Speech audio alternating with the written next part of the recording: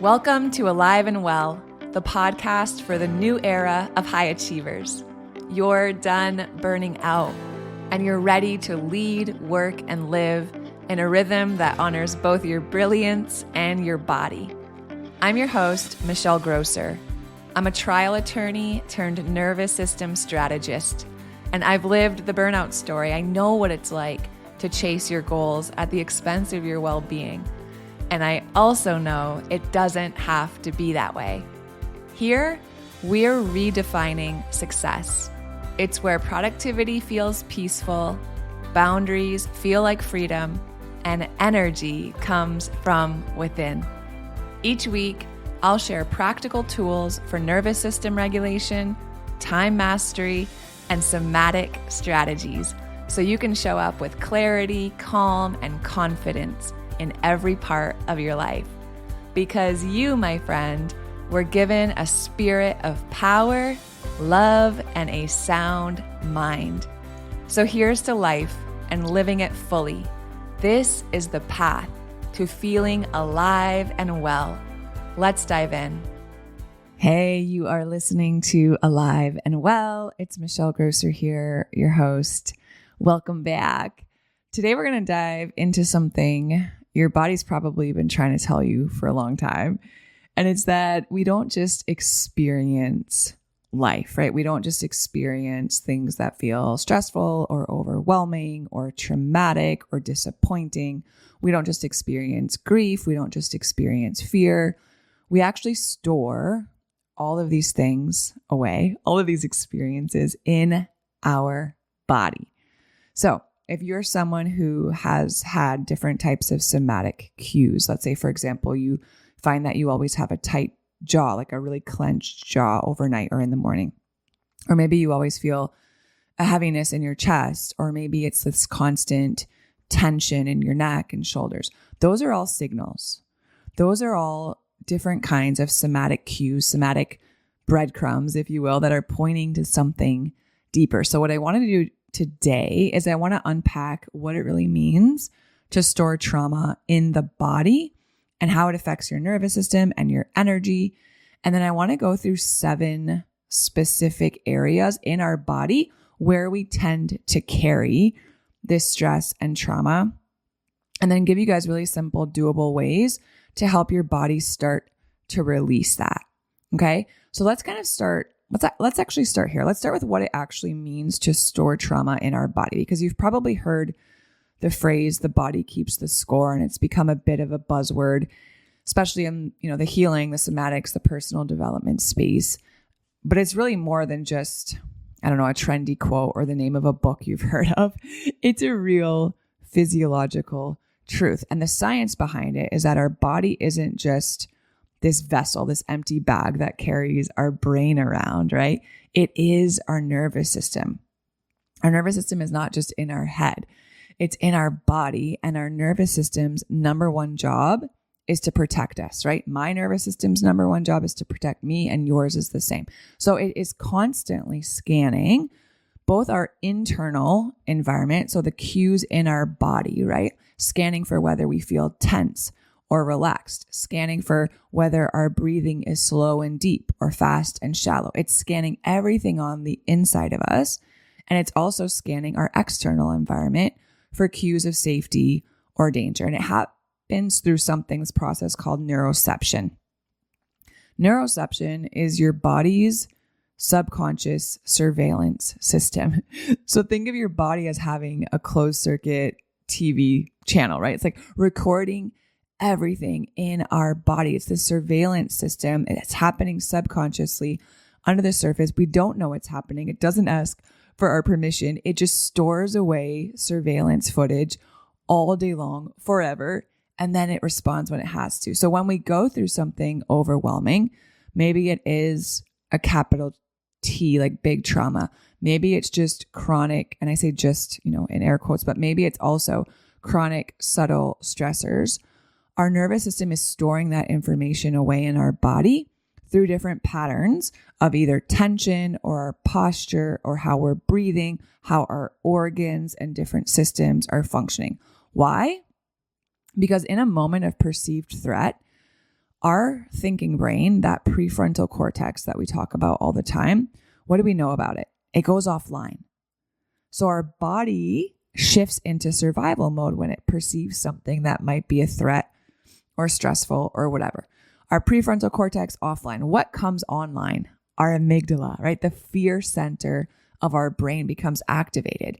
And then there's that physiological response. Cortisol floods our system, our heart rate increases, blood is rerouted away from digestion towards our extremities so that we can be mobilized if we need to run or if we need to fight. And if that stressor isn't resolved or discharged, right? Let's say we've been experienced stress in our relationships or with our parents or with our partners, or it's financial stress, or it's health related stress, or stress with our job or something with our kids. If that stressor isn't resolved or discharged, if that moment of the threat isn't followed by a moment of restoration, what happens? Our body holds onto that pattern. It doesn't just remember what happened, it actually remembers how it felt. And that's why trauma isn't stored just as this chronological memory. It's actually stored as a felt sense, right? A tight jaw, a shallow breath, a clench in our gut, because our body doesn't speak in verbal language. So just talking about these things isn't actually enough to help our body feel safe enough to release the trauma, release the tension, release the threat. We actually have to work with our body. And that's where somatic healing comes in, you guys. Soma, like the root word for somatics, soma means body. Somatic tools help us to regulate from the bottom up, our body to our brain, so that we can interrupt survival mode and create a new, safer pattern. You can think of it as your nervous system as like a roadmap. Trauma creates these different roadblocks that detour us again and again. So it sends us back into the same shutdown or panic or people-pleasing responses or perfectionism or what have you, even if our life looks completely different today than it did back when that trauma happened. But here's the good news. Our body is capable of rewiring. We call it neuroplasticity, right? Our brain and our body can literally relearn what it feels like to be safe, learning what safety feels like. So when we talk about quote unquote storing trauma, like don't be discouraged by that, right? You're not damaged. You're not doomed. We're just saying that your body has adapted to protect you. Brilliant. Thank you, body. And those adaptations can actually be updated. They can be released, right? You're not stuck. You're just patterned, and patterns can change. That's the work that I do. So if you're dealing with things like tension in your jaw, teeth grinding, all these different aches, shoulder aches, stiffness, stomach issues, gut issues, digestion issues, right? Tightness in your chest, shallow breath.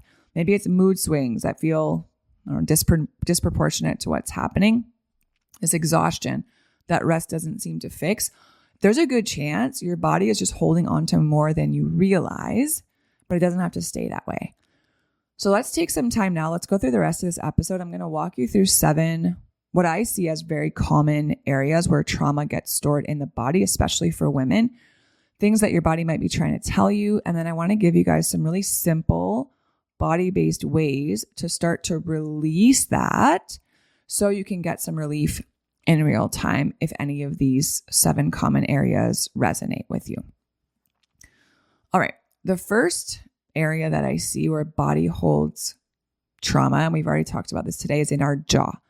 When we hold tension in our jaw, that is usually a signal that we are suppressing anger, or there are things that we have wanted to say, our body has wanted to express, and when I say, it's probably usually scream or yell, and we've suppressed that. The jaw is one of the most common places where we hold tension, especially in women, especially in high-achieving women who have been conditioned to be nice, right? Keep the peace, not rock the boat. Think of how often we hold back something we want to say, or we bite our tongue, or we grit our teeth, or we clench our jaw in moments where we feel disrespected, silenced, hurt. And over time, you guys, it takes a toll, right? Over time, this area of our jaw, it kind of becomes a storehouse for suppressed anger, unexpressed needs, and then resentment that we've never had the space or the safety to verbally express, right? To voice. So what might you be noticing? TMJ pain. Maybe it's teeth grinding at night. Maybe it's clenching during the day. Maybe it's just tension in your jaw that you notice can flare up when you're feeling upset or angry or frustrated or overwhelmed. So if that hits and you're like, oh, that makes so much sense, and you experience tension in your jaw, to release it, there's so many different things you can do. You can try humming. So just putting on a song and softly humming to it, or even like humming to your kids before you put them to bed. You can manually help manipulate and release a lot of that tension. So just opening, right, your mouth as wide as you can, sticking your tongue out, letting it release, taking your hands to your jaw, to that joint, and just gently massaging those muscles there. You can also really open your mouth wide and do this kind of long, exaggerated exhale. Stick out your tongue and just let your exhale be long, slow, exaggerated, extended. All of these types of things can help to soften the tension that we can hold in our jaw and really release that unspoken emotion. So that's the first place that I see. The second place that I see women holding a ton of trauma and stress is in our shoulders. In our shoulders. And I experience most of these, so I can relate. We carry so much more, literally, metaphorically, than we were meant to. And our shoulders were designed for movement, right? Think of the joint in our shoulders. But for so many of us, instead of being designed for movement, they actually become this shelf for all of our burdens, all of our responsibilities. You're the one who holds it all together at work. You're the one who holds it all together at home. You're the one who holds it all together in your family system. And it's likely that if that resonates, you've probably developed chronic tension in your shoulders. Our shoulders, what do they do when we're feeling stressed, right? They kind of rise. They come up by our ears without us even realizing it. We brace, we tighten, we lift the weight of what we were never meant to carry alone.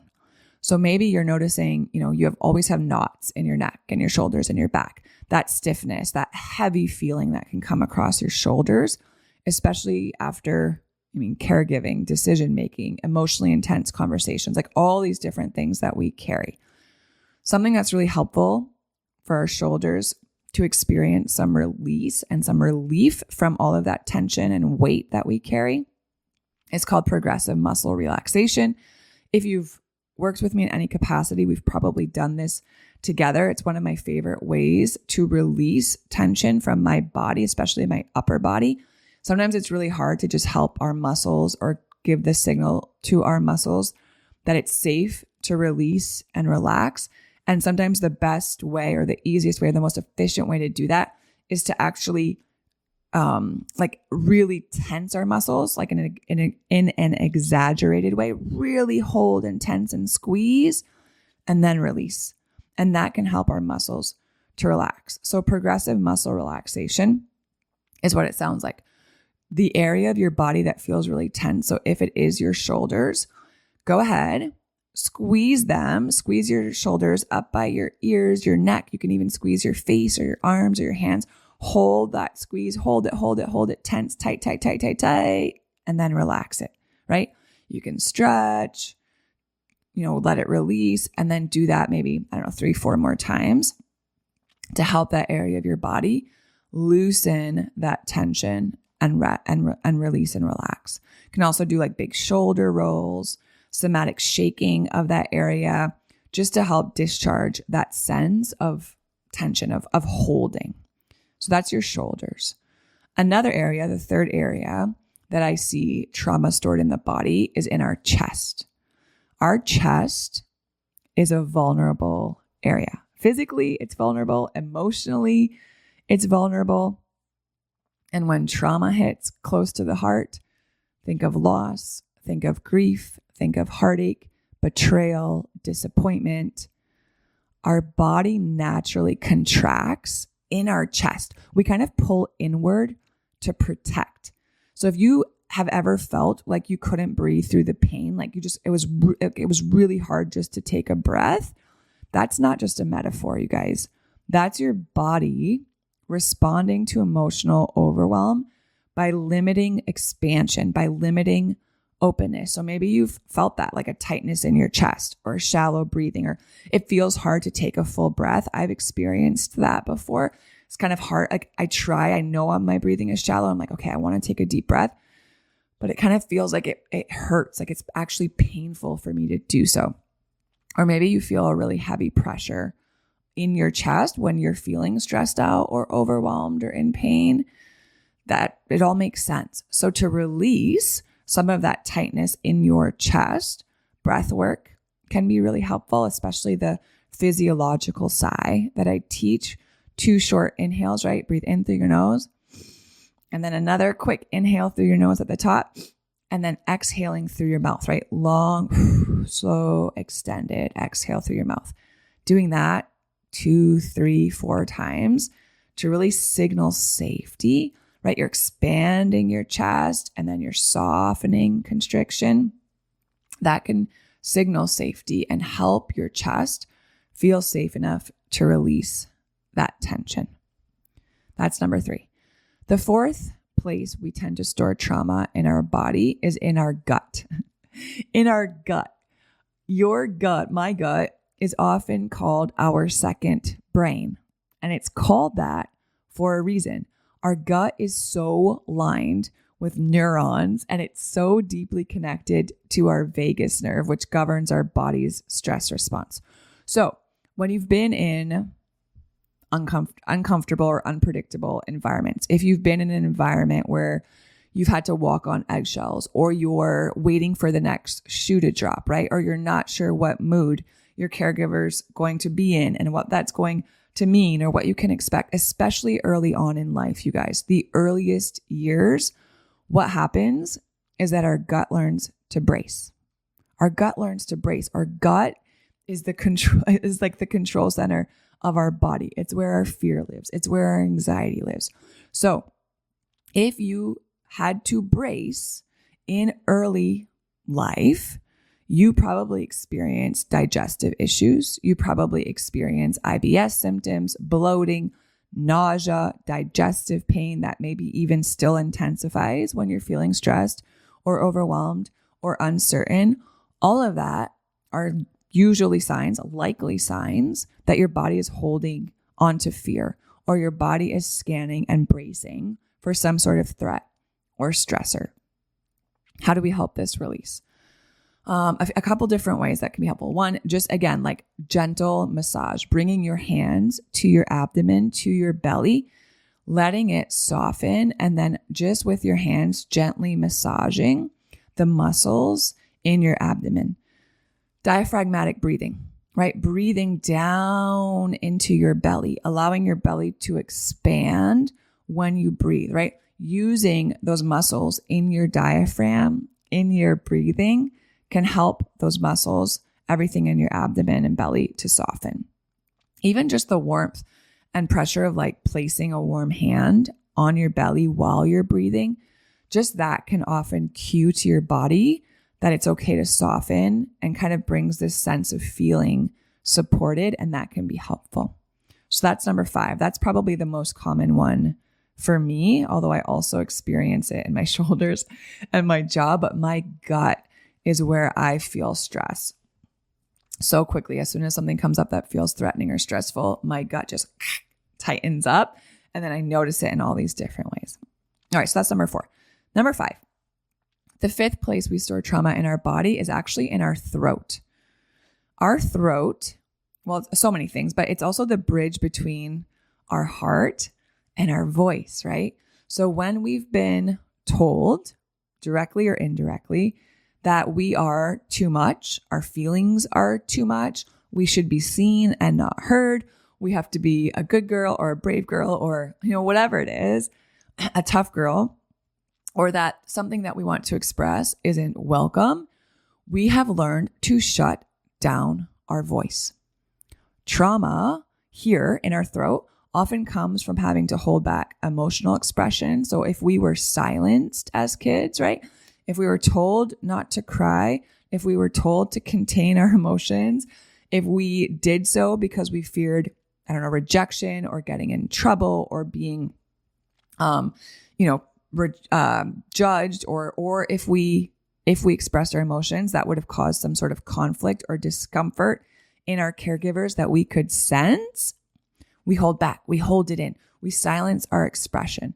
And then that shows up as an adult, right? We get a lump in our throat when we feel emotions coming up, or we feel like we have to clear our throat all the time, or our throat feels super dry, or our voice strains when we try to speak, or we just continue to suppress and silence our expression, right? We have a reluctance to speak up in our relationships, in meetings, in social settings, with our extended family, because of our throat being that bridge between our heart and our voice.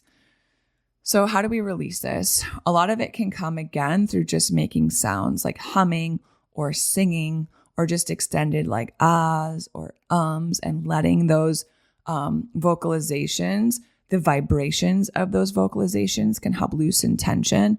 Neck rolls, sometimes just having something warm, right? A warm tea or a warm drink.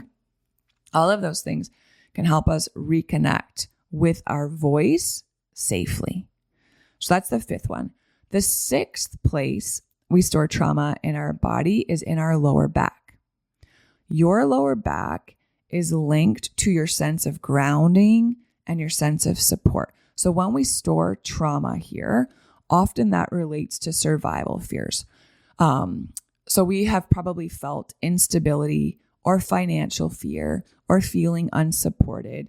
And it can come around anything, right? It can come around finances for sure. Housing, lack of a secure foundation. So if you've ever had to be hyper independent, if you've ever felt like no one has your back, if you've lived with chronic instability through childhood, adolescence, teenage years, early adulthood, right?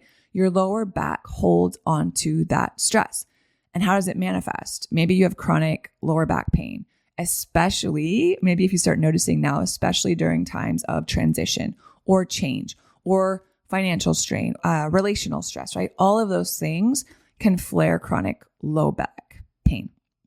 How do we release? So even like try laying on your back with your knees bent and your feet flat on the ground, and just gently pressing your lower back into the floor. Or you can try rocking side to side, or using movements like, you guys know, like a child's pose, something like that to help ground yourself. Those kinds of things can help your lower back to release. And then finally, the seventh place, the last place I want to talk about today, where I see women storing trauma in their body, is in our legs and our feet. What do our legs and feet, like what's their primary function, right? Movement. Our legs and our feet are about movement, feeling safe enough to take steps, to move forward, to stand our ground. And when trauma pushes our nervous system into a freeze response, especially in situations where you might have felt really stuck or trapped or unable to move, unable to act, what happens with all of that energy? It stagnates in your lower body. So maybe your legs feel really heavy or your legs feel really disconnected. It's not because you're lazy. It's because your nervous system has learned to shut those parts of your body down, your legs and your feet, as a form of protection, right? It's a freeze response and linked with this emotional immobility. How does that feel? Maybe it is a sense of heaviness. Maybe it's this like fatigue or this dead weight in your legs. Maybe you have a hard time standing for a long time, or you just feel like you have a really hard time grounding. Those could all be signs that your legs and your feet are holding on to trauma, all of the stagnant energy stuck in your lower body because you have felt in the past stuck, trapped, or unable to act. One of my favorite things to release a lot of this tension in our legs and our feet are heel drops. Heel drops, at least for me and a lot of the women that I work with, are so powerful and they're so easy and simple to do. Stand up, right? And then lift your feet. So you're standing like on your tippy toes, stand up on your toes. And then you just let your heels kind of fall quickly to the ground, kind of like you're just thudding, like thud all the way down, right? Up on your toes, thud down on your heels. And that creates this subtle vibration through your legs, through your hips, your knees, your feet, all of the joints. And that can help release a lot of that stagnant energy that's stuck in your lower extremities. So that can be really helpful, or just even like simply walking barefoot outdoors, grounding yourself, connecting, right, with the ground and the earth, your body's impulse to move. That can bring cues of safety also that can help your legs and your feet shift out of that freeze response and become more mobile. Now, we just went through seven places you store trauma in your body and how to release it. Pause. You do not need to go out and do all of these. Maybe you resonated with 2, 1, 4, 6, all 7, right? You don't need to go out and start trying to go through all of these different releases. That's not how somatic healing works. It's not about doing more. It's not about all these routines. It's not about getting right. What I want you to do is just start noticing, right? Notice when you feel that tension, when you feel that pain, when you feel that heaviness, when you feel that like the tightness in your gut, the pain in your chest, the clenching in your jaw, right? Notice how that feels in your body, and then get curious about what your body might need to help that tension release, relax, soften, right? And maybe pick one of the areas we talked about today that resonates most, right? What do you experience most frequently? And then try the practice, the release practice, I don't know, once a week, or maybe do it every other day, or maybe do it in the morning when you wake up, right? Gently massaging your belly before you get out of bed, or doing a progressive muscle release, squeezing everything in your neck and shoulders, and then letting it release while you're brushing your teeth, right? And just notice how your body responds. If it helps, awesome. Keep using it, right? If you try something and it doesn't really seem to resonate, no harm, no foul, just information. Try something else the next time. Your body is always giving you feedback. And if you guys want more guidance on how to release a lot of this stored stress and trauma, it's exactly what we do inside of the Burnout Recovery Blueprint, my group coaching program.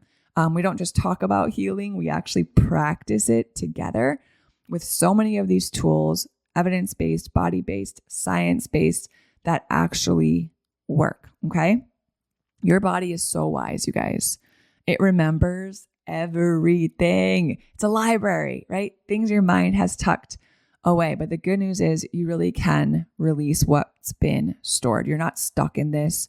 You're probably carrying more than you were meant to, more than God designed you to carry. And it's time to lay some of that down, right? Release some of it. If you want more support and healing from the inside out like this, you can also download my free nervous system reset guide. There's a link for it in the show notes.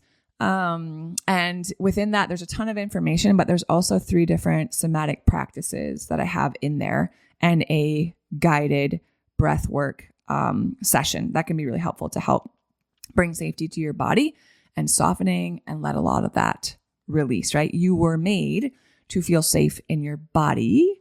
You were made to be alive and well. So just claim that, speak it over yourself. All right. So good being with you today. I love y'all so much. I'll talk to you soon.